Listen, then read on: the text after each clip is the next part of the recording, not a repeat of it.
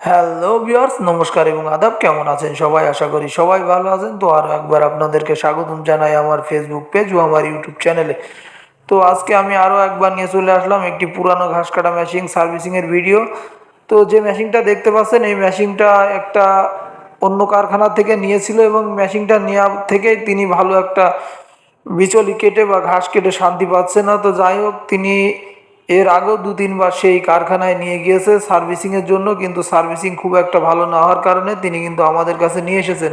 তো যাই হোক, মেশিনটা সেইভাবে আমাদেরকে খুব সুন্দরভাবে সার্ভিসিং করতে হবে। ও হ্যাঁ, আর একটা কথা বলে রাখি, আমরাও কিন্তু একেবারে ফেরেস্তা না। আমাদের হাতের মেশিনও অনেক রকমের সমস্যা হয়, হয়তো তারা আমাদের কাছে নিয়ে আসে না, অন্য কারখানায় নিয়ে যায়। যাই হোক, এই মেশিনটা কিন্তু আমাদেরকে ভালো করে সার্ভিসিং করতে হবে। তাই সর্বপ্রথম কিন্তু আমরা মেশিনটা পুরো খুলে নিয়েছি, নিয়ে পার্ট বাই পার্ট কাজ করে এখন কিন্তু আমরা মেশিনটা সেটিং করব। তো যাই হোক, এই দেখুন শ্যাফটগুলো সেটিং করা হয়ে গেছে নতুন বিয়ারিং দিয়ে। তো এর পরেই কিন্তু আমরা একটা বড় সমস্যার সম্মুখীন হই। তো চলুন কি সমস্যা দেখুন। এই যে ব্লকের বিয়ারিংটা এখন চেঞ্জ করব, কিন্তু দেখুন যারা মেশিনটা বানিয়েছে বিয়ারিং ব্লকটা থেকে খোলার কোনো লাইন রাখেনি। এখন আমরা কি করব বলুন? বলুন, এই কাজগুলো যাদের করে আমরা যদি কিছু বলি আপনারা বলেন যে বলেন না, আপনি ভালো করে করে দেন, কিন্তু এই কাজগুলো করা কি ঠিক? মানুষকে বিপদে ফেলা। তো এই জিনিসগুলোই আমি বরাবর বলার চেষ্টা করি যে আপনি যদি কাজ করেন একটু দেখে শুনে কাজ করলে কিন্তু মানুষকে আর এই ভোগান্তিগুলো পোহাতে হয় না। কারণ আপনার এই ছোট্ট একটু ভুলের কারণে কিন্তু এই মানুষটা অনেকটা বিপদে পড়বে।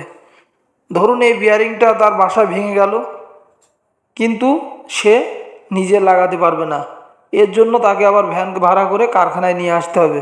তাই এগুলো যদি আমরা একটু খেয়াল রেখে কাজগুলো করে দিই তাহলে কিন্তু কাজগুলো অনেক সুন্দর হয়। তো যাই হোক, এই মেশিনটা কিন্তু আমরা যথাসম্ভব চেষ্টা করছি ভালোভাবে সার্ভিসিং করে দেওয়া। যেমন দেখতে পাচ্ছেন এই ব্লেডটা কিন্তু ধার অনেক মোটা হয়ে গেছিলো, সেই ব্লেডের ধারটাও আমরা এখন ঠিক করে দিলাম। এরপরে ব্লেড লাগানোর কাজ করছি। তো যাই হোক, ব্লেডটা এখন সুন্দর কায়দায় অ্যাডজাস্টিং করে দিতে হবে। এই অ্যাডজাস্টিংই কিন্তু মেন, কারণ এই অ্যাডজাস্টিং যদি খারাপ হয় তাহলে কিন্তু বিচলি কেটে শান্তি পাবে না। আপনি সারা দিক সর্বদিক সুন্দরভাবে সার্ভিসিং করলেও যদি এই মুখটা অ্যাডজাস্টিং ঠিক না হয় তো কিন্তু বিচলি কেটে শান্তি পাওয়া যাবে না। তো যাই হোক, আর এখন কিন্তু আমরা ব্লেডটা খুব দেখে শুনে অ্যাডজাস্টিং করার চেষ্টা করছি। তো যাই হোক, ব্লেড কিন্তু অ্যাডজাস্টিং করা শেষ। এখন মেশিনটা আমরা চালিয়ে দেখে দেবো।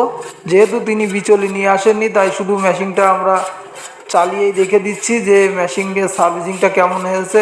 আসলে মেশিন চালালে বোঝা যায় যে মেশিনে বিচলি কেমন কাটবে। আবারও বলছি, যদি আমাদের ভিডিওটা ভালো লাগে অবশ্যই আমাদের চ্যানেলটাকে সাবস্ক্রাইব করে দেবেন এবং পাশাপাশি কমেন্ট, লাইক এবং শেয়ার করে দেবেন। ধন্যবাদ, ভালো থাকবেন।